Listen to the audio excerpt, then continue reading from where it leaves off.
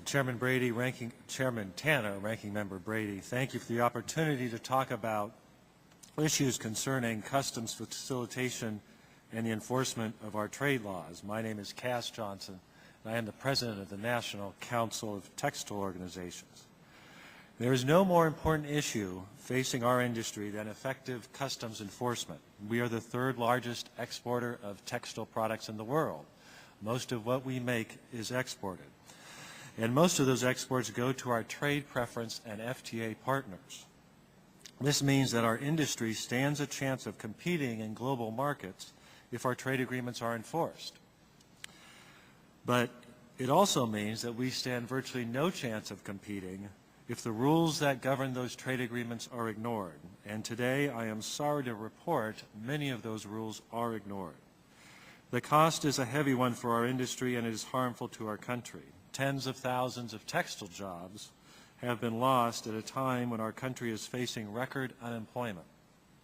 It is also costly for the U.S. Treasury, which is being deprived of hundreds of millions of dollars, perhaps over $1 billion a year, of textile and apparel tariff revenue because of illegal activity, much of it coming from China. And there is a national security cost as well, because unscrupulous importers can set up hundreds of if unscrupulous importers can set up hundreds of phony front companies to process illegal goods, then how safe and secure are our borders? In my experience, customs staff and management are dedicated, hardworking, and professional. They are, however, hampered by a lack of resources, antiquated enforcement procedures, and insufficient authority to pursue fraud. This deadly combination has caused fraud to mount in the trade preference areas, as unscrupulous importers have discovered all too many times that the emperor has no clothes. Here is one example. This is a website for Yarns America. You can access it at www.yarnsamerica.com. This company boasts that it operates yarn plants in North Carolina, South Carolina, and Alabama. It says it has 526,000 spindles operating, and that its U.S. yarn plants produce 5 million pounds of cotton yarn a week for the CAFTA and NAFTA trade.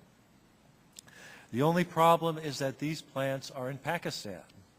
They're not in North Carolina, South Carolina, or Alabama, and that Yarns America does not produce one single pound of U.S. yarn.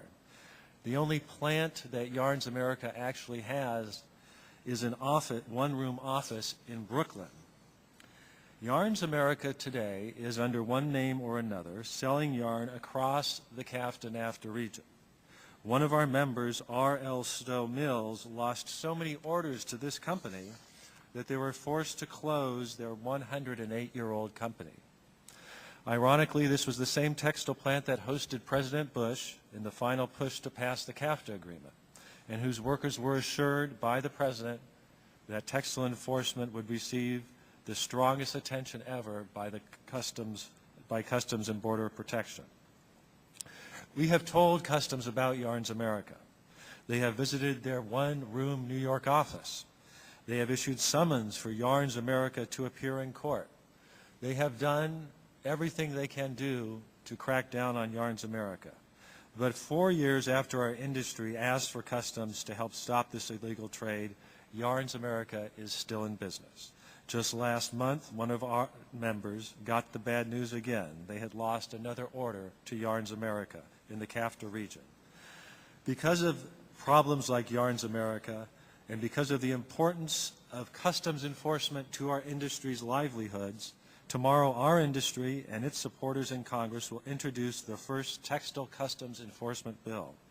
It is called TESA, the Textile Enforcement and Security Act, and it is the result of more than 1 year of discussions with our industry, importers, customs, commerce, and USTR. It contains over 12 new steps that we believe will make CBP more effective in discovering fraud and will also reduce paperwork burdens on importers. Many of these steps are commonsensical and follow up on initiatives that the Customs Textile Office has already begun. Others involve cutting through bureaucratic red tape, and I'd like to show you one more slide. The Commissioner earlier talked about the number of import specialists that are trained to do textile apparel verification work. It's a large number, 329. The problem is they're not in the ports where textile apparel trade comes through.